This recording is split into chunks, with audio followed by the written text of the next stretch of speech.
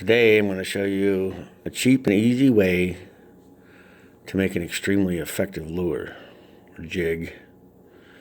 I personally fish with jigs 90% of the time, mostly because I don't like losing $5 or $10 lures to a snag or a toothy fish. And these are, to me, by far more effective than a lot of lures you can buy in a store.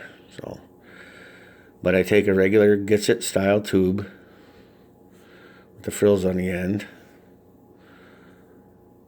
a 3-inch curly-tailed grub, and you can change the lengths of that to make a longer profile or a shorter profile,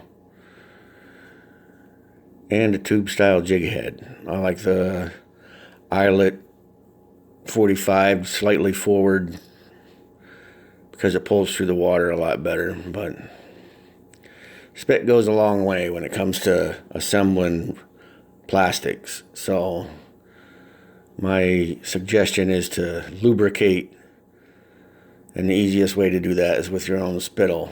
But what I do is I take the tube jig, pull off 2/3, half to 2/3 of the frill on the back end, like that. Wet my jig head, slide it in, bring it out the front,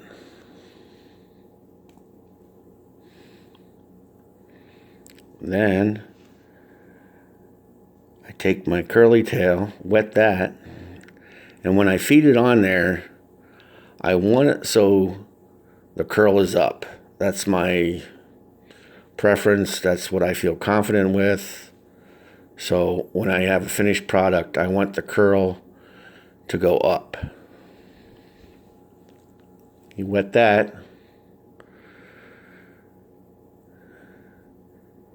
You feed it onto the hook, but you only want to go about 2/3 of the way down, and you want to come out the split seam on the grub, and you want to make sure that it's centered well. Then I take that and push it inside the tube. Takes a little effort, and with your lubrication it helps.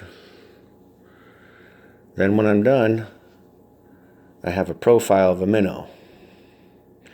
You can use different colored tubes, different colored tails. You can make it to resemble sort of like match the hatch type thing when it comes to minnows. But I can guarantee you, it's a cheap and extremely effective way to make a good lure.